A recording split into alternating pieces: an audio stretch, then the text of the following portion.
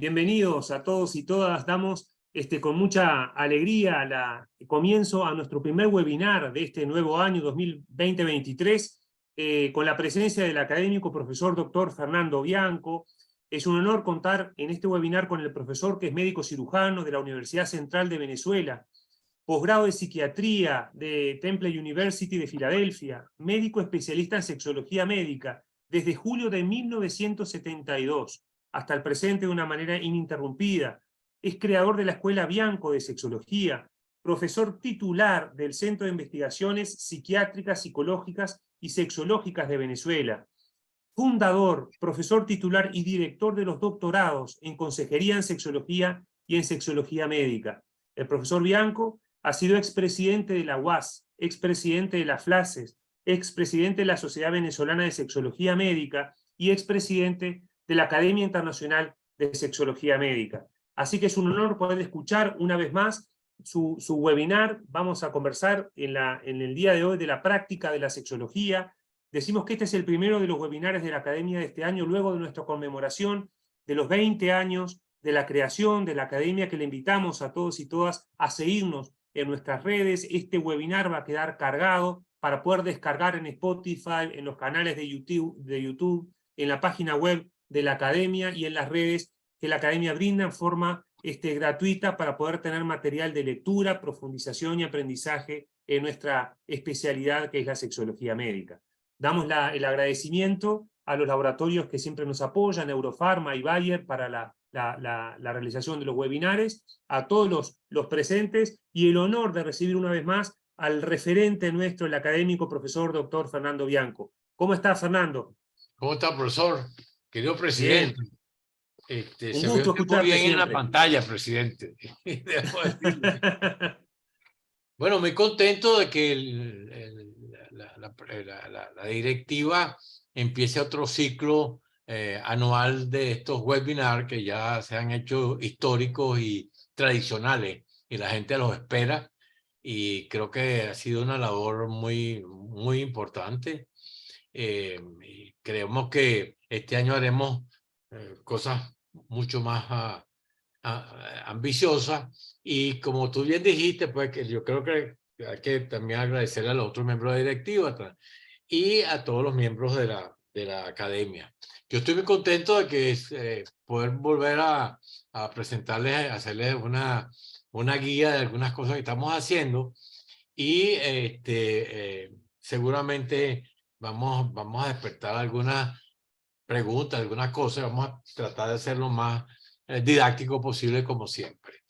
Yo quiero decirle que estoy muy contento, ando muy bien, con muchos proyectos, muy movido desde el punto de vista intelectual por los doctorados, que han sido un booster en mi vida, y cada vez más joven, por supuesto. ¿Cómo se logra eso? Riéndose, hay que reírse siempre. Bueno, hombre, presidente, vamos a comenzar. Damos comienzo. Este tema es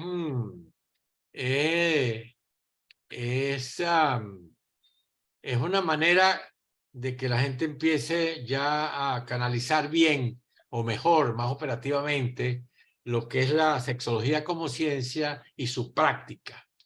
Y la idea es ir formando voluntades y juventudes a partir de todo este tiempo que se va a desarrollar. Acuérdense bien que nosotros habíamos dicho, ya hemos definido que ciencia era un conjunto de conocimientos obtenidos mediante la observación, el razonamiento sistemático de estructura, o que podemos deducir postulados, leyes y principios que tienen capacidad predictiva, que eso es lo importante, que usted ya puede, una vez que lo ha comprobado, puede predecir y puede volver a comprobar en cualquier parte de forma experimental. Eso es lo que es ciencia. Si la ciencia, tengo un problema aquí que se dispara solo, pero eso, la ciencia la vamos a clasificar, como ustedes saben, en ciencias formales, que son las estructuras abstractas, escritas, hay sistemas más formales, y en esa ciencia el método fundamentalmente es el método deductivo. Hay inducción, deducción y lógica, y son estructuras abstractas, como habíamos dicho, que requieren del razonamiento y de la deducción, como está la lógica, la matemática, la estadística, los sistemas de computación, la inteligencia artificial y el proceso de pensamiento, lo que llaman thinking processing. O sea, cómo hacemos nosotros para pensar, que es todo un sistema que se está tratando de entender por qué pensamos y cómo pensamos. La otra rama de la ciencia es las ciencias naturales. Las ciencias naturales se caracterizan porque también las ciencias llamadas fácticas o ciencias empíricas, porque nos permiten comprender el hecho, crear una representación más cercana a la realidad y a la naturaleza, lo más posible a lo que es real. Y eso nos permite el entendimiento del universo y del mundo que nos rodea y, por supuesto, el estudio de lo que es de la naturaleza. El método específico aquí ya es el método de observación y de la experimentación. Es lo que se llama el método científico. Mientras el otro es muy inductivo, deductivo, este es método ya de observación y experimentación. Las ciencias naturales las podemos clasificar en ciencias físicas, donde son procesos sistemáticos que construyen y organizan conocimiento para hacer una explicación muy comprobable y predictible de cosas que pasan en el universo y que son inanimadas, muy abstractas, como es la química, es la física, la astronomía, la astrología, la geología, a diferencia de las partes de la subciencia biológica, que estudia todo lo relacionado con lo que es vivo, con lo que es orgánico, con lo que es, donde hay procesos, hay sistemas, hay funciones, mecanismos, hay aparatos, etcétera. Ahí estaría la botánica, la zoología, la anatomía, la fisiología, la ecología y la genética. Después tendríamos la otra ciencia especial, que son las ciencias sociales, cuyo objetivo es el estudio de la interacción de los cuerpos sociales, la interacción de la sociedad y cómo eso influye en el comportamiento humano. O sea, cómo es el entorno que nos rodea, ese entorno que llamamos entorno social, ¿qué pasa ahí? Pues la metodología aquí se combina el empirismo, la observación de la conducta, con una lógica que uno deduce de lo que está observando, uno aplica una deductiva o una inductiva y confirma, y la va a confirmar o probar a través de pruebas que generalmente son para medir las conductas y poder predecir conductas humanas. En eso, ahí tenemos fundamentalmente la metodología que nos va a llevar a estos los grandes cuestionarios o los grandes tests que permiten describir el perfil y luego describir cómo ese perfil se produce o se hace. O sea, no solamente el cómo, sino el cuándo. Y ahí están las ciencias sociales como la economía, la comunicación, la arqueología, la psicología, la historia, la política, etc. Haber comenzado con esta parte inicial es para decirle a ustedes que este marco teórico al cual estoy en cada intervención tratando de motivar su estudio, es porque nosotros no nos queda ninguna duda que la ciencia es que la sexología es una ciencia. Después de todo lo que ha pasado con los más tarde en el desarrollo de esta ciencia, ya uno sabe que la sexología es una ciencia que pertenece a las ciencias biológicas, que es una subciencia de las ciencias naturales, y que es uno de esos dos grupos. Y como buena ciencia biológica, es empírica, sus conocimientos provienen de fenómenos observables y tiene dos áreas fundamentalmente de estudio. Tiene el área del proceso de desarrollo del sexo y el área de la función sexual. Son sus dos áreas, o sea, la sexología es muy clara en eso. Ambas áreas nosotros como escuela aconsejamos que sean abordadas como procesos. Y acuérdate que los procesos se caracterizan porque tienen fases. y las fases se caracterizan porque tienen factores que la determinan. Por eso elegimos esta metodología para estudiar el proceso de desarrollo del sexo y el proceso de la función sexual, porque nos permite ver el ámbito completo, pero también nos permite ver las fases y después cada fase quién la determina como factor. Si nosotros vemos ahorita en la fase del proceso de desarrollo del sexo, tenemos tres fases: la fase de programación, diferenciación y fase de expresión. La fase de programación dura aproximadamente las primeras 8 semanas después que se une el espermatozoide con el óvulo y se forma el huevo cigoto, y ahí el factor que la determina es la cascada genética y, por supuesto, el factor cromosómico, que va a permitir que usted termine siendo formando 23 pares de cromosomas y el par 23 se diferencie porque sea doble X o XY, dependiendo si usted se está planificando ser un varón o una hembra. Y luego viene la cascada con todas las participaciones importantes, todo lo que es la parte cromosómica propiamente dicha, que va a interactuar con ciertas partes del cuerpo. Esa fórmula cromosómica que se forma actúa sobre la gonada primordial y da para que usted forme un ovario o un testículo, y esa formación del ovario o del testículo le va a permitir a usted diferenciar una producción hormonal que va a permitir diferenciar al varón y a la hembra, no solamente externamente, también internamente. Y después que esa fase la llamamos la fase de diferenciación, y donde el factor gonadal y el factor genital es importante, es lo más determinante. Y luego tenemos la tercera fase, que es nuestra fase de expresión, donde el recién nacido, que no sabe qué es lo que es él, lo que tiene es el ánimo y la computadora totalmente virgen, donde se va a formar el patrón de expresión fenotípico, que es el resultado de la interacción de la fisiología con la sociocultura, y existe un postulado que se ha hecho de la construcción, que es que el ordenamiento continuo de esa interacción a nivel de las funciones básicas del cerebro nos va a permitir tener este patrón de expresión fenotípico.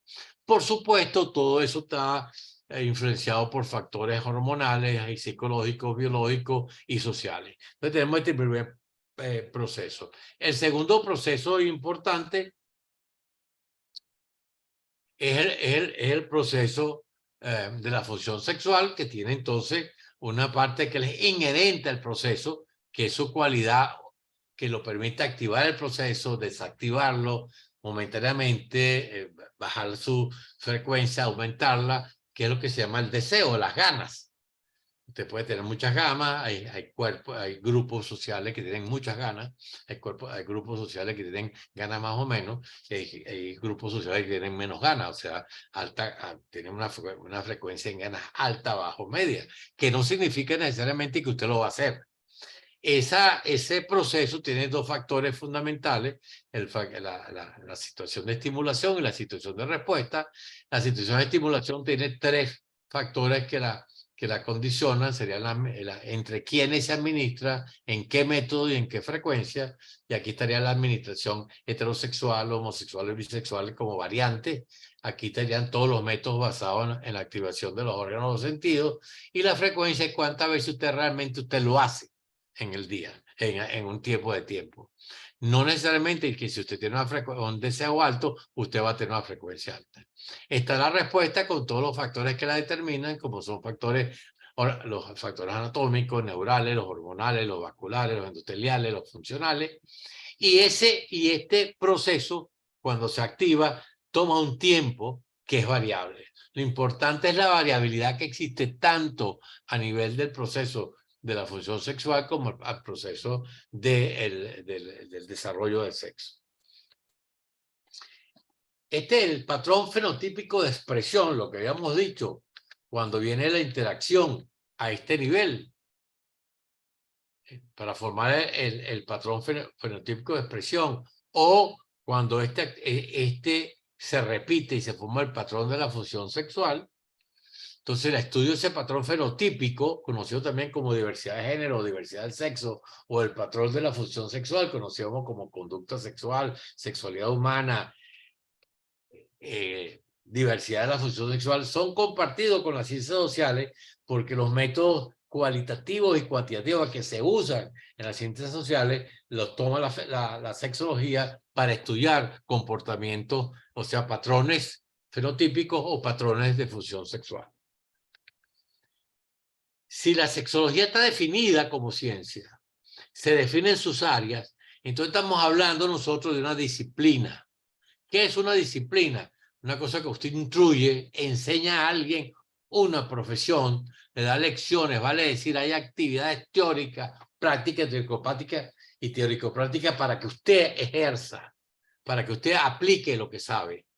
O sea, la disciplina le exige a usted una manera ordenada y sistemática de hacer las cosas, que tenga un orden, un método, siguiendo un conjunto de reglas y normas estrictas que por lo general rigen una actividad o una organización.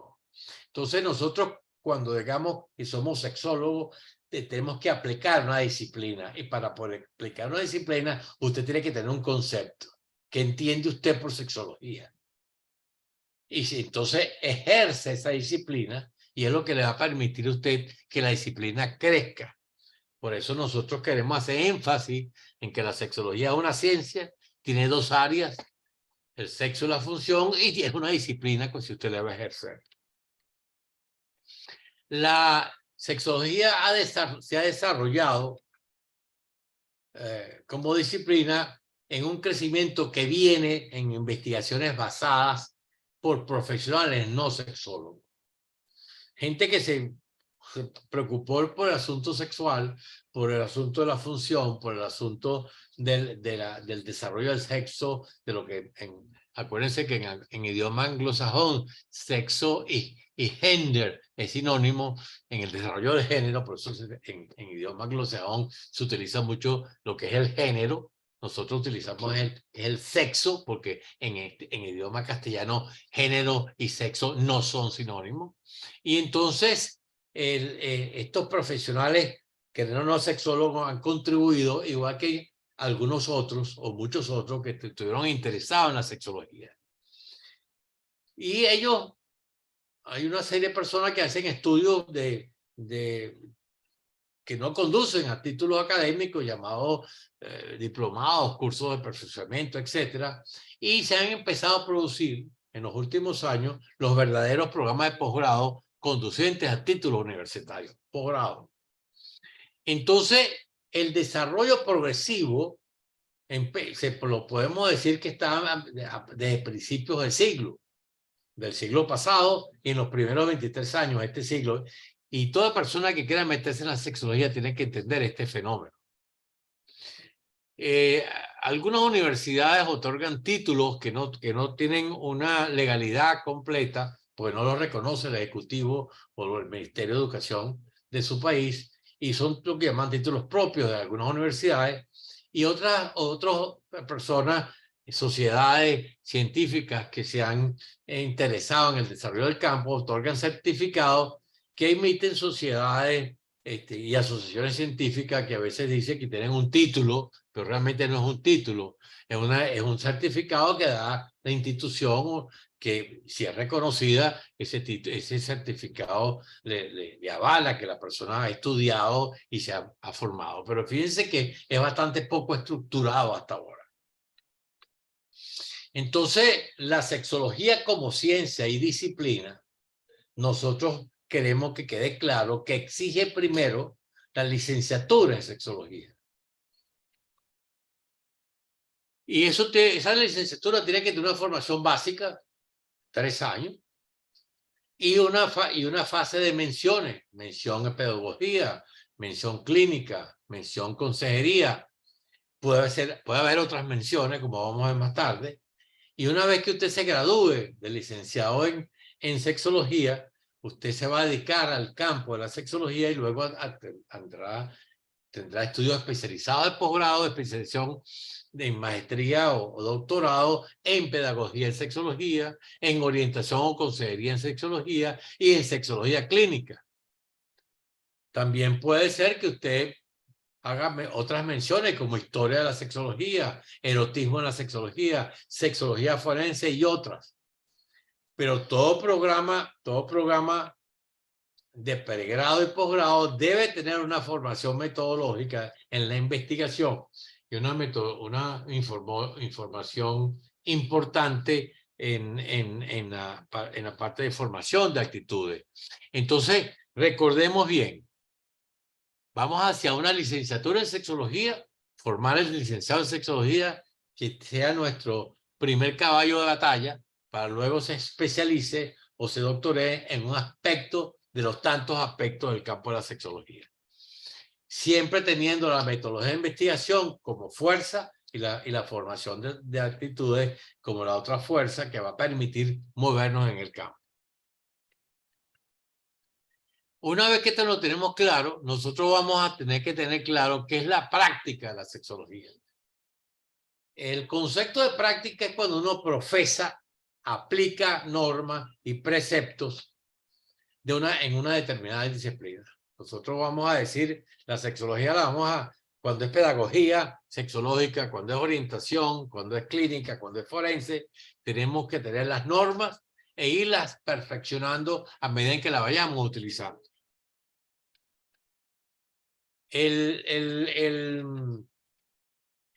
Puede existir,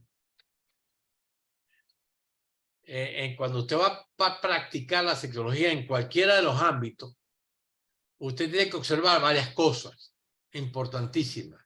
Una cosa es el conocimiento, otra cosa son las bases legales y otra cosa es la ética. O sea, cuando usted va a profesar, aplicar normas, preceptos para la disciplina que lo está haciendo, usted tiene que tener como variables conocimiento, la otra variable, las bases legales y la otra variable, la ética. Las variables del conocimiento, ¿cuáles son? Determine las áreas de estudio. Cualquier persona que se dedique a la sexología tiene que determinar sus áreas de estudio. Nosotros como escuela, ya saben ustedes que hemos afirmado que la sexología tiene dos áreas de estudio: el proceso de desarrollo del sexo y el proceso de la función sexual. La otra cosa importante es la teoría de la variante fisiológica, que es aplicado al sexo y su función. O sea que nosotros los procesos de desarrollo del sexo y los procesos de la función sexual los explicamos siguiendo una teoría que se llama la teoría de la variante fisiológica, que la hemos aplicado al sexo y la función. Nosotros, como tenemos nuestra base metodológica y formación de actitudes, tenemos dos paradigmas que se llaman los paradigmas bianconianos 1 y 2, que lo vamos a ver ahora, y luego aconsejamos a toda escuela que estudie tanto el hecho sexual, la teoría del hecho sexual de Amasúa, que la ha adelantado por más de 30 años desde España, la teoría de la sexualidad de Alzate, que tiene también 35 años, la hizo Alzate por allá en el 64, entre el 70 y el 80 antes de morirse la dejó bastante escrita y está seguida por uno de sus alumnos, y la teoría de los olones de Rubio, que está expuesta para ponerse a progresar. Son 4 teorías hispanoamericanas que no están en otra parte del mundo, porque nosotros los latinoamericanos y hispanoamericanos somos pioneros. Algunos los van a reconocer, pero no importa, lo importante es que nosotros lo reconozcamos. Y después tenemos esto de que hay que saber la historia de la sexología. Entonces, cuando usted habla de conocimiento, bueno, defina usted lo que usted entiende por sexología y empieza a mover sus áreas de estudio. Nosotros, como escuela, aconsejamos estas 2 áreas de estudio. El sexo y la función se estudian como proceso, tienen fases y hay factores que la determinan. Y la hemos ido cada vez especializando más y coordinando todo y explicando todo lo que pasa utilizando la teoría de la variante fisiológica. En la teoría de la variante fisiológica, para un recuerdito, es un marco formal explicativo sobre la base de definiciones, de conceptos, de constructos, de axiomas, de operatividad, de patrones, de postulados, de hipótesis, de leyes, de principios, para estudiar la condición de variabilidad que permite el funcionamiento de los procesos de desarrollo del sexo y la función sexual. Eso nosotros por lo menos ahorita que nos hemos ido estudiando más la teoría del hecho sexual y la teoría de la sexualidad y la de los hormonas, estamos tratando de comparar en qué cosas tienen parecidas y en cuáles no. Y para poder tener un criterio hispanoamericano de los autores que han tenido, que se han atrevido a teorizar. Para nosotros la teoría de variantes nos da, utilizando el sexo y la función, lo podemos explicar y lo vemos en nuestros libros, y eso es importante que lo tengamos claro. Los paradigmas baconianos son el primer paradigma que se hizo en el año 73 y se ha ido perfeccionando. Es la confrontación entre la fisiología del cuerpo y el modelo cultural, el entorno sociocultural, que permite determinar si las conductas son fisiológicas o no, si son permitidas o no, y luego nos da 4 contingencias: conductas fisiológicas permitidas, conductas fisiológicas prohibidas, conductas patológicas permitidas y conductas patológicas prohibidas. Ese es el primer paradigma que nos da una fácil explicación. Y el segundo paradigma es el paradigma de los parámetros, la diferencia que hay entre el afecto, el amor, la función sexual y la reproducción, que empieza en el año 74. Este año vamos a celebrar los 50 años del paradigma bianconiano 1, que lo vamos a hacer en julio. Ya les pareceremos la invitación. En el paradigma, los paradigmas tienen también enfoques que ayudan a que el paradigma vaya creciendo. En el paradigma bianconiano 1 hay 8 enfoques, hay 7 enfoques, que nos ha ido ayudando a poder entender mejor el desarrollo de muchas cosas. Y en el paradigma 2, la diferencia entre amor, función sexual y reproducción, tenemos un enfoque que lo aplicamos en la pareja con una bastante ayuda para el tratamiento. Y le decía a ustedes que hay que estudiar las otras teorías hispanoamericanas, tanto la de Masúa, la teoría del hecho sexual, que lo ha avanzado el maestro, la del maestro Alzate, de la sexualidad humana y función erótica, donde está la profesora Adriana Arcila en la Universidad de Calta haciendo esto, continuando las ideas del maestro, y la teoría de Eusebio, que tienen, pues, está ahí escrita para poderla acelerar más, y la teoría, por supuesto, nuestra, la variante, que ya hablamos de eso. Pero es importante que ustedes, que en cualquier curso que se vaya a dar en sexología, conduzca o no da título, estudien las 4 teorías que existen en Hispanoamérica, que es importante conocerlas. Y luego tiene que estudiar la historia de la sexología. Si nosotros vamos los primeros 25 años, 25 años del siglo pasado, tenemos toda la historia, lo que llaman el nacimiento de la sexología, con una serie de autores que estaban en Alemania y en la zona, en países cercanos, donde está Hirschfeld, donde está Bloch, donde no pudieron ellos empezar a hacer los pininos, y ahí aparece por primera vez la palabra sexología. Y el gran líder de ese movimiento fue Magnus Hirschfeld. Nació en 1968, murió en el 35 y organizó 8 congresos mundiales de sexología, tenía una revista, tenía un instituto, tenía un buzón donde la gente le dejaba preguntas. Y bueno, vino el problema con el nazismo y el instituto fue quemado y él tuvo que irse corriendo, pero dejó una historia. Y hay que estudiar bien esa historia de esos primeros años, de cómo estos hombres se atrevieron, hicieron películas, una película que somos distintos, pues. Hirschfeld era variante, era una persona con comportamiento homosexual, pero le permitió, era una persona de digna la mejor admiración. Después, en España hay que recordar mucho una persona que hizo un trabajo muy interesante hacia la época entre finales del 20, el 30 y el 40, y que es el padre de la medicina española, que hizo una parte sexológica importante, que es Gregorio Marañón. Del 87 a 60, Masúa lo ha lo ha estudiado bastante y bueno, hay que estudiar, hay unas cosas interesantes sobre la personalidad sexual que hablaba Marañón. Marañón hablaba de los efectos de la autoejercicio, la función sexual, conocida como masturbación. Hizo algunas cosas importantes sobre la homosexualidad. Bien interesante el maestro. El maestro era un genio, ¿no?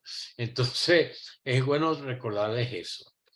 El otro grupo importante que viene después de la muerte después de que Hirschfeld le echaron a perder el instituto y ese grupo viene todo el desarrollo de Alfred Kinsey y su grupo a partir del 40 y con sus dos grandes libros, el Human Sexual Behavior de hombre y de la mujer, la conducta sexual del hombre y la mujer, y que hizo un impacto fantástico para entender lo que él decía. Yo he narrado en mis libros, nosotros, lo que la gente nos dijo. Hay no contaminante, simplemente expresamos. Acuérdense que Kinsey era zoólogo y le aplicó la taxonomía, le aplicaba para clasificar los animales a la conducta humana. Los libros de Kinsey siempre hay que seguirlos leyendo, siempre uno le saca algún provecho. En Venezuela, nosotros tuvimos una persona que, sin duda, uno de los grandes precursores de la sexualidad venezolana, que es Rafael Hernández Rodríguez, alias Bambarito. Bambarito era un brujo cubano que curaba todo. Y como este era un excelente internista que curaba mucho, pues decía que si no te cura Bambarito, no te cura nadie. Él daba clases de medicina interna. Y él entonces en los últimos 10 minutos de su clase se dedicaba a clases de sexología, del amor, sexología, la reproducción. Y todo eso lo plasmó en un libro que se llama Páginas de Medicina Profunda, que publicó una editorial que ya no existe y se llama Vila Gráfica en el año 52. Con él me unen algunas historias familiares porque mi papá vivió en la pensión que dirigía su mamá cuando estudiaba en la universidad. Fue con mi padre y al maestro Rafael Hernández Rodríguez, nosotros lo tenemos en el estudio pues, venezolano de quienes han influenciado la sexología, que comienza con Simón Rodríguez, sigue con Racetti y con Francisco Antonio Rísquez, luego viene Rafael Hernández, luego viene Carrera Dama, Díaz Brusual, Story Ruiz y Algulo Arbelo, y luego vengo yo, luego viene Rubén Hernández, porque hay que estudiar siempre cómo se desarrolló el elemento sexológico en el país de uno, sin ocultar historia y sin ser mezquino, es importante. En ese tiempo luego empieza la historia brillante de William Master y Virginia Johnson, que hacen toda la parte de fisiología. Si Kinsey habló de conducta, si Hernández Rodríguez y Marayón estaban haciendo cosas importantes describiendo, Hirschfeld había hecho esto, observaron mil y pico acoitos, lo midieron y pudieron sacar todo un elemento fisiológico importantísimo, pero ninguno de ellos fue sexólogo, porque no eran sexólogos, fueron investigadores en sexología, pero sexólogos nunca fueron, por eso no dejaron una escuela. Al lado de este recuento histórico, que es importante tenerlo, tenemos que saber que el conocimiento, acuérdense que aquí lo que estamos diciendo es que la práctica tiene 3 variables: conocimiento, bases legales y ética. Una vez que usted tiene el conocimiento claro, usted tiene que tener si lo que usted hace está siendo legalidad o no, si sus estudios son legales o no. Si usted, porque tiene que tener un basamento que le permite la ley y buscar en su país cuál es el basamento legal a lo que usted hace para poder hacer la carrera de sexología, para poder desarrollar en la sexología médica. O sea, ¿qué dice la ley? ¿Qué es lo que está? ¿Qué es lo recto? ¿Cuál es el cumplimiento? ¿Qué es lo formal? Entonces hay que estudiar las leyes de cada país para darle una interpretación para el desarrollo de la sexología sin mayores problemas. Y la última parte es la ética, que es su comportamiento, que es el conjunto de normas suyas, morales suyas, que rigen su conducta, y que usted la tiene que tener clara. Tiene que tenerla clara. Usted, esta parte de la filosofía que trata sobre el bien y los fundamentos de la vida, las personas que estudian y enseñan lo moral, usted tiene que tener su propia moral. Y tiene que respetarla. Y tiene que exponerla públicamente. Y tiene que decir cuál es. Entonces tiene conocimiento, tiene legalidad y tiene ética. Y entonces usted empieza a practicar la sexología. Usted quiere ser pedagogo de la sexología, quiere ser profesor de sexología. Bueno, dedíquese a cultivar la pedagogía. Bueno, el campo de la educación y la enseñanza le permite a uno enseñar, es una práctica para determinar un área, aspecto, en este caso el sexo y la función, y uno tiene que tener esa capacidad generosa de darle el conocimiento, de no negar lo que uno sabe. Entonces, en la pedagogía usted informa y tiene control de la información, pero no control del emisor, del receptor. El receptor puede ser que lo malinterprete usted o no lo entienda bien. Lo importante es que usted dé toda la información porque usted tiene control del emisor, pero no del receptor. Entonces, usted puede, al informar, enterar de algo de las personas, de algunos dichos, de algunos experimentos, unas ideas fundamentales. Usted puede sustentar algo. Entonces, cuando uno es profesor, no tiene conceptos, tiene explicaciones que puede decírselo a las personas para que las personas entiendan. Entonces, nosotros creemos que necesitamos un licenciado en sexología, mención pedagogía, y que haya un posgrado en pedagogía de la sexología. Y que este pedagogo de la sexología a lo mejor se subespecializa en la etapa infantil de la vida, o en la etapa adolescente, o en la etapa de la adultez, o en la etapa de la longevidad. Pero necesitamos un buen profesor que se dedique, que sepa, y que el Estado reconozca y forme los cargos, se cancelen las escuelas públicas y privadas, las universidades públicas y privadas, la necesidad de este pedagogo. Pero puede ser que usted lo que quiera es orientar, o sea, conducir, marcar cuál es el camino, aconsejar, permite que alguien siga, encuentre el camino que anda buscando. Esa consejería, esa orientación, entonces nosotros hemos llamado que la orientación es una rama de la ciencia de la educación que estudia la formación de conceptos, su ampliación, su modificación y su corrección. Y eso es lo importante que usted pueda hacer. Entonces, usted puede, a través de la orientación, ir formando conceptos, corrigiéndolo, y la persona va aclarando, sobre todo, esa enfermedad que es el error conceptual, que es la enfermedad más terrible que hay, el error de concepto. Entonces acuérdense bien, llega la información, se forma el concepto es la base de los valores despiertan un ánimo, un acompañamiento afectivo, que es lo que se llama la actitud, y usted emite la conducta que es producto de los valores que tiene y del ánimo que acompaña eso. Generalmente esto puede ser que el cambio conductual puede corregir el concepto o el concepto puede corregir la conducta.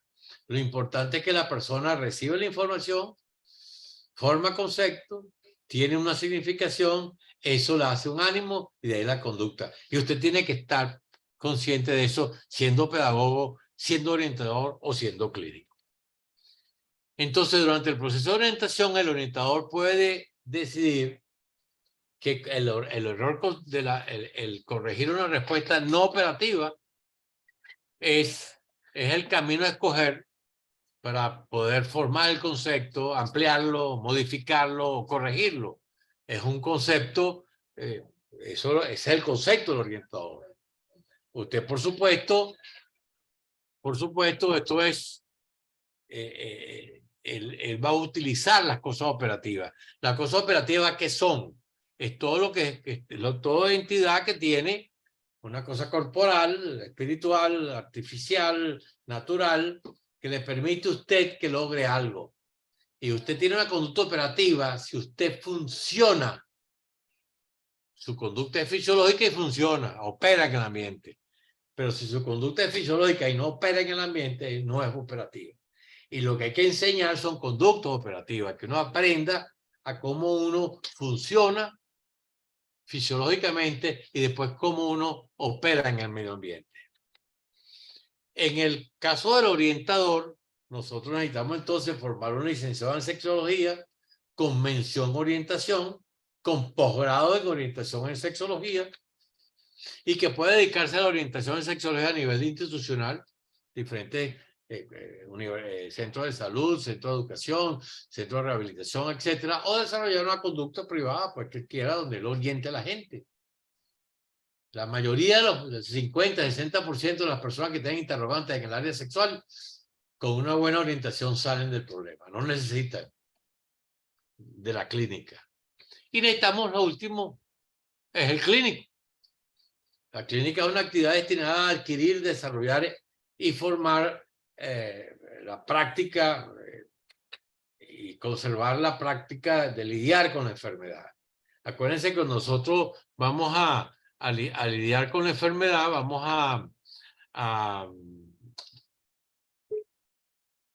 a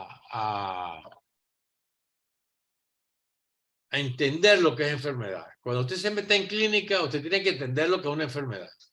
La enfermedad tiene todo aquello que llaman una etiología, o sea, un factor causal. Eso va a modificar la fisiología de su cuerpo, lo va a hacer una fisiopatología. Esa fisiopatología se expresa en términos de síntomas y signos. Esos síntomas y signos van a constituir un diagnóstico sintomático, el cual usted va a comprobar con los exámenes paraclínicos para hacer un diagnóstico definitivo, tratar y rehabilitar. Si usted no cree en este esquema, no haga clínica. Si usted no cree en este esquema, no haga clínica. Porque la clínica es la enfermedad. Debemos entender que la gente se enferma. Y en la área sexual son enfermedades también. Entonces, en sexología clínica conceptualizamos su ejercicio como la actividad destinada a adquirir, desarrollar y conservar la práctica de lidiar con las enfermedades de los procesos de enfermedades de desarrollo del sexo y de la función sexual. Son enfermedades.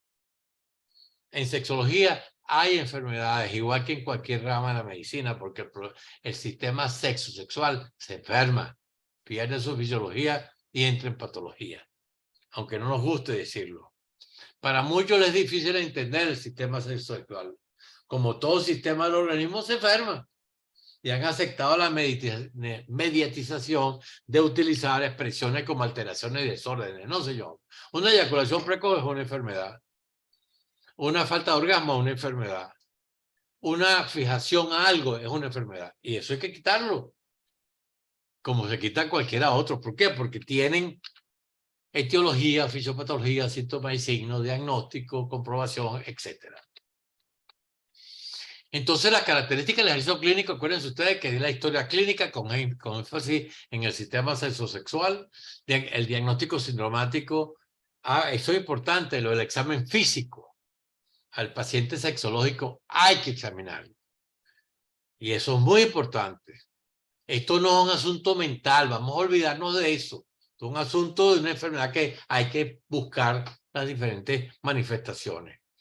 El diagnóstico, luego se hace el diagnóstico sindromático, se hacen las pruebas paraclínicas, se hace el diagnóstico definitivo, se hace un plan de tratamiento y cuando hay 6 secuelas se hace el plan de rehabilitación.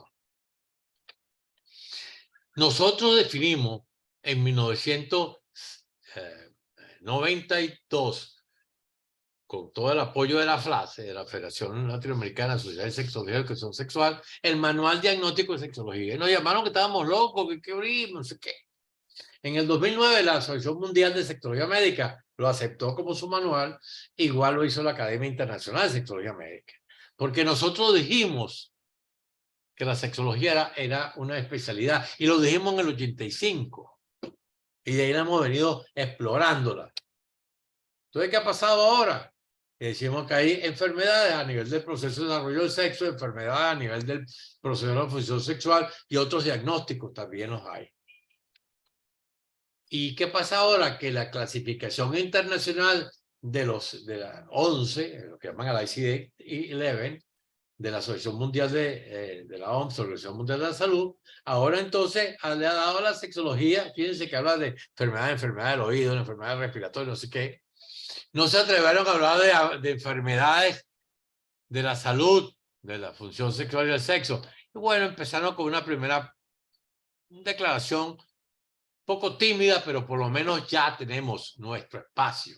Condiciones relacionadas con la salud sexual. Bueno, eso se irá cambiando y serán enfermedades del proceso de desarrollo del sexo y del proceso de la función sexual. Eso vendrá, pero ya tenemos. Pero lo importante es que mientras esto sale hace 1 o 2 años atrás, nosotros salimos atrás en el 90. Entonces hemos marcado camino. Latinoamérica e Hispanoamérica ha marcado camino. Y eso es lo importante. El sexólogo clínico es un licenciado en sexología con mención sexología clínica y posteriormente un posgrado en sexología clínica. Los médicos hacen el posgrado, se gradúan de médico y luego se le hacen el posgrado en sexología clínica como cualquier otra especialidad médica. Aquí es importante el problema de cómo vamos a hacer el punto de vista legal para que el sexólogo clínico haga su clínica y no necesariamente tenga que pasar por todo el elemento médico. Es una materia que tenemos que ver cómo la vamos a resolver. Que sería su mención y luego el posgrado. Aquí hay un problema con nuestros hermanos los psicólogos. Porque los psicólogos se forman en salud mental. Pero la salud de la función, que es la salud mental, es la salud de las funciones básicas del cerebro y de su estrategia. Pero no es la salud del sexo y la función sexual. Que también se conoce como salud sexual. Entonces los psicólogos tienen que hacer su posgrado en sexología clínica. Distinto al posgrado, porque ya vamos a quitarnos la mente que el paciente que tiene problemas en la área sexual son pacientes mentales como antes. Ya eso se pasó de moda. Eso ya pasó de moda. Son pacientes que tienen problemas en el sistema sexual. Los enfermeros, las obstetrices pueden hacer posgrado de sexología clínica, sí. Tienen posibilidades de hacer examen, sí, tienen. Hay que hacerle su posgrado y sabérselo hacer. Y hay que sabérselo hacer. Entonces, como recomendaciones finales a esta conferencia, primero estudien e investiguen, por favor. Pónganse a estudiar, pónganse a investigar.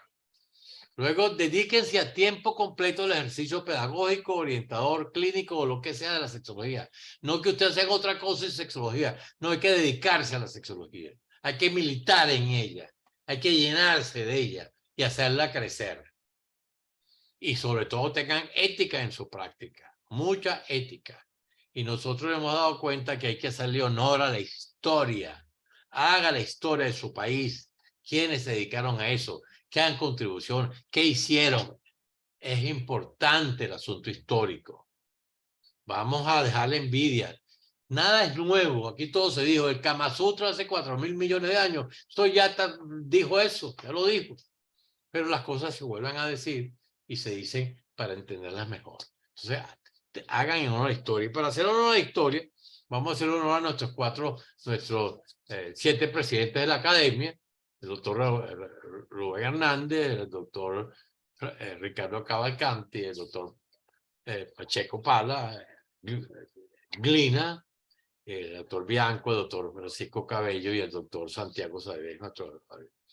Cada uno tiene una historia importante, que la misma academia, estábamos hablando con el presidente para empezar a hacer como una especie de historia de las contribuciones de cada uno de nuestros presidentes y dónde ha estado eso, porque son personas importantes que hay que estudiar también y hay que llevarlos a la cosa. Este es el edificio de la Torre Bianco, donde está la Escuela Bianco, aquí en Caracas. Vamos a abrirse, cumplimos 50 años de fundado en el 2005, el 2025. Este año cumplimos 23 años y 50 años del primer paradigma bianconiano. Esta es su casa, es su escuela, cuando quieran. Y si tienen cualquier pregunta, ahí tienen mi correo, directo, cualquier hora del día, fjbiancose@gmail.com. Tienen la página web del centro, que es www.cippsb.com.be, y tienen el info @cip.com.be, que ya va casi para las 100,000 visitas. Así que muchas gracias, presidente. Creo que le he cumplido. Usted me dirá, me debo salir de aquí, creo, ¿no? O sí, yo creo que me tengo que Perfecto, salir. perfecto, con los tiempos. Fernando, la verdad que impecable y un lujo como siempre. Tengo que decirte que hay muchos comentarios y preguntas que están llegando y yo quería transmitirte algunos para que tú puedas responder. Uno de ellos es, pregunta, ¿cómo se vincula la sexología clínica con la religión? Ok, voy a compartir aquí la pantalla porque creo que es bueno. Para eso el paradigma bianconiano 2 nos va a ayudar muchísimo.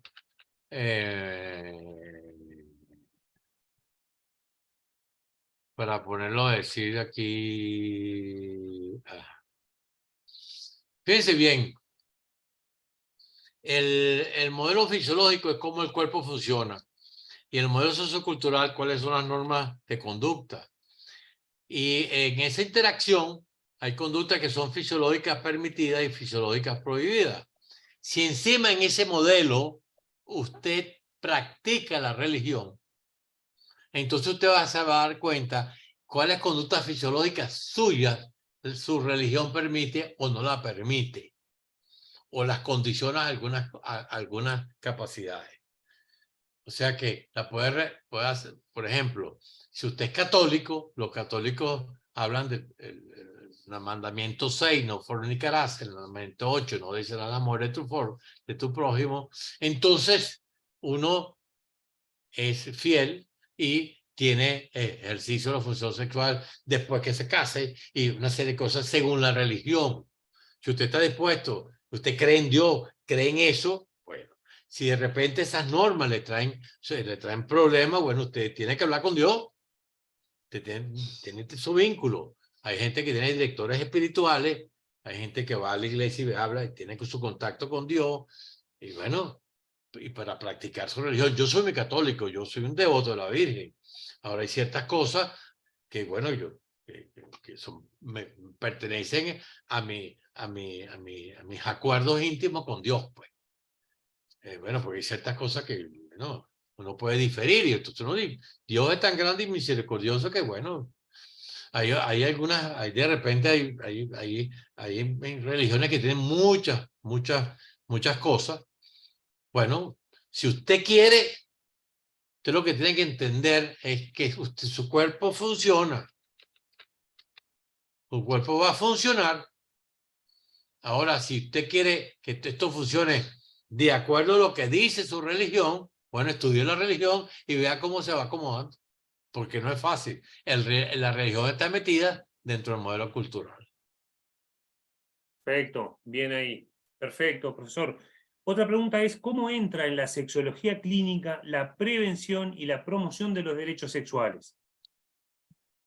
Bueno, yo creo que eso es un tema que a lo mejor, presidente, algún día le digo que hagamos opinar, Sí, sin porque yo no duda. solamente hablo de los derechos, yo hablo de los deberes sexuales. Yo creo que la idea de Alejandra, que fuera Alejandra Quintero, una sexóloga colombiana, lo dijo hace como, no sé, unos 10 años, y se ha hecho poco, porque si uno tiene derechos, uno tiene que tener deberes. Y eso es un problema que nos lleva otra vez al mismo paradigma bianconiano 1 de las normas socioculturales. No se puede decir todo para allá y nada para acá. Es un asunto bien difícil, pero hay que ser honesto en estas cosas. Uno tiene que ser honesto en estas cosas. Porque bueno, todo lo que tenemos derechos también tenemos deberes. Y yo creo que vamos a suponer un ejemplo bien que yo pudiera de repente hacer de forma rapidita. Déjame ver si logro mover esto. Ajá, aquí está. Vamos a suponer, presidente, que vamos a hablar de frecuencia. Y fisiológicamente Yo soy un hombre que hablo, supongo que soy un marido que funcionó una vez cada 7 días, cada 8 días, porque bueno, tengo frecuencia baja, media, cada 7 días, ahí cada 6 días y funcionó. Pero mi señora tiene frecuencia alta. Ella siente ganas todos los días, o un día sí, un día no. Entonces, mientras ella tiene una frecuencia de deseo alta, mi frecuencia de deseo es baja. Entonces, posiblemente nosotros vamos a tener un problema en nuestra relación, porque muchas veces cuando ella tenga deseo, yo no voy a tener el deseo. Entonces, o nosotros no entendemos esa situación y hacemos un programa para nivelarnos y podernos apoyar y poder desarrollar, o nosotros vamos a tener un problema matrimonial. Si nosotros no somos capaces de entender eso, si es como dice algunas religiones, tú no te puedes negar porque estás obligada a hacerlo. Bueno, no es que estás obligado, no, pero si tienes el deber de ser esposa o el deber de ser esposo, bueno, yo lo busco y tiene que contestar, doctor. O yo lo busco y ella tiene que responder. Pero a lo mejor su fisiología no está para eso. Y se necesita entonces entender que aunque tenemos una disparidad en el deseo, podemos aprender a que esa disparidad disminuya. Pero tenemos que entender que eso existe y que en el concepto de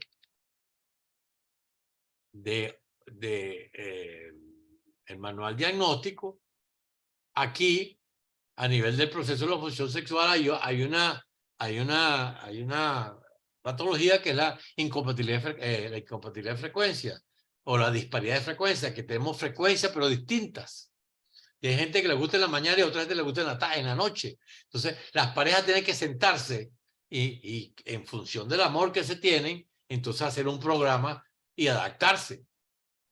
Y entender que, bueno, que no todo el mundo, eso de que todo el mundo come aquí a las 6 de la tarde, todo el mundo come aquí a las 12 del día. Bueno, tendría que aprender fácil. Pero hay que entender lo que eso pasa. Perfecto, profesor, perfecto. Muy claro como siempre. Tenemos tiempo para la última pregunta que quería leerte. Dice, ¿qué pasa con su escuela con el enfoque de la variabilidad de género sin síntomas de disforia? ¿Sería también una enfermedad? Ah, es una pregunta bellísima. Qué pregunta tan linda está esa. No, bajo ningún criterio. Viene desde Colombia la pregunta. Sí, ya se la voy a explicar, porque esto es lo importante.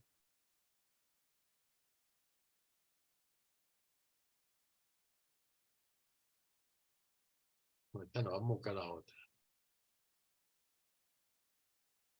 Fíjate bien, presidente. En la fase de expresión, el recién nacido no sabe qué es varón ni sabe qué es hembra. El recién nacido lo que tiene aquí es que él nace y la gente que está alrededor de él le empieza a decir que eres varón o que eres hembra, en fin, etc. O sea que en esta fase de expresión yo voy a aprender dos cosas. Mi sentir de varón, mi sentir de hembra y mis conductas masculinas y conductas femeninas. ¿Qué es una conducta masculina? Lo que la sociedad donde yo vivo dice que es masculino. ¿Y qué es una conducta femenina? Lo que la sociedad donde yo vivo es femenino. Entonces yo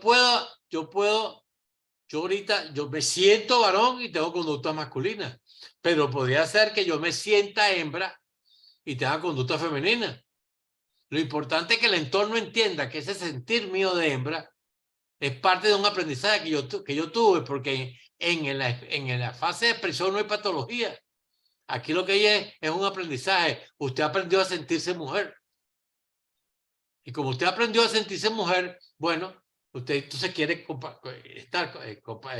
comportarse como una mujer y bueno, le van a gustar o los hombres o las otras mujeres dependiendo de cuál va a ser su variante de función. Pero desde el punto de vista del género, usted tiene la posibilidad de sentir de varón o de hembra, de sentir no totalmente bueno, una parte, no, muy, a veces con cierta ambigüedad. Yo creo que ahorita en el mundo hay una cosa que quizás la academia va a tener que ser más dura. No se puede permitir que la gente diga, bueno, es que yo soy fluido y yo entonces me acuesto a veces con hombre, acuesto a veces mujer. Usted no puede confundir la expresión y su diversidad con el problema de la diversidad de la administración del estímulo. Es como la orientación no existe. Usted no tiene un chip en la cabeza que le dice que te gusten las mujeres, que te gusten los hombres. No, usted está en el mundo, recibe estímulos y dependiendo de esa interacción usted puede aprender que le gusten los hombres, las mujeres o le gusten los dos.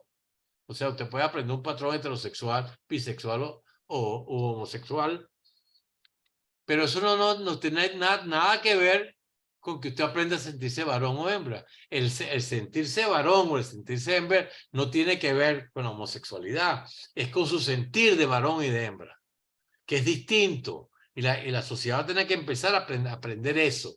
Una cosa es que mi sentir de varón y mi sentir de hembra he aprendido. Así como aprendo mis conductas de varón y mis conductas de hembra. Por eso que una persona puede aprender a empezar a sentir distinto si se somete a un proceso de aprender a sentir distinto. Pero hay gente que se siente sumamente cómoda o el proceso ha sido tan marcante que, bueno, ya es un aprendizaje. Y esto es un tema que yo creo que es bueno que lo discutamos alguna vez en la academia y lo sigamos investigando. Pero no hay nada hasta ahora no hay nada que pruebe que yo tengo células que están especialmente dedicadas para el sentir de varón o el sentir de hembra. No, hay funciones cerebrales, funciones básicas del cerebro que pueden llevar a yo fijar un sentir. Y en eso tiene que ver mucho el ánimo, que es algo que nace con nosotros, y entre el ánimo está el placer, y nuestras interacciones y nuestra educación en la vida completa. Pues. Eso es. Perfecto, clarísimo. Impresionante, Fernando, siempre escucharte es un placer muy grande, la profundidad, la claridad para compartir la generosidad en los conocimientos, ¿no? Que es lo que te caracteriza. La verdad que esto da para mucho más, como siempre, y te queremos comprometer para nuevos webinares en este año. Te lo pedimos, por favor, para seguir profundizando.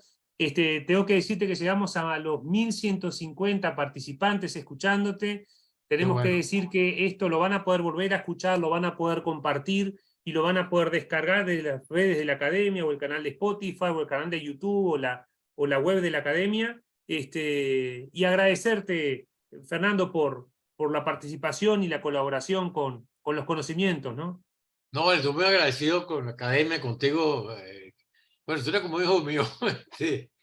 Y estaba muy feliz en poder compartir mi conocimiento y cada vez lo voy a hacer más duro y más, porque yo creo que ese es mi apostolado y eso es lo que yo creo y yo quiero que la gente nos escriba y la gente nos diga y plantee sus cosas y bueno, somos una comunidad donde si de alguien hemos aprendido nosotros son de dos personas, de los pacientes muchísimo, nos han enseñado mucho y de los estudiantes, de los que estudian, esos son los maestros.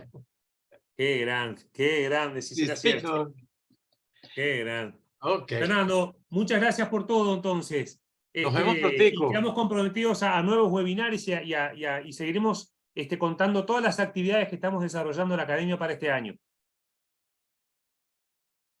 Un abrazo gigante y gracias a todos por la participación. Igual. Muchas gracias.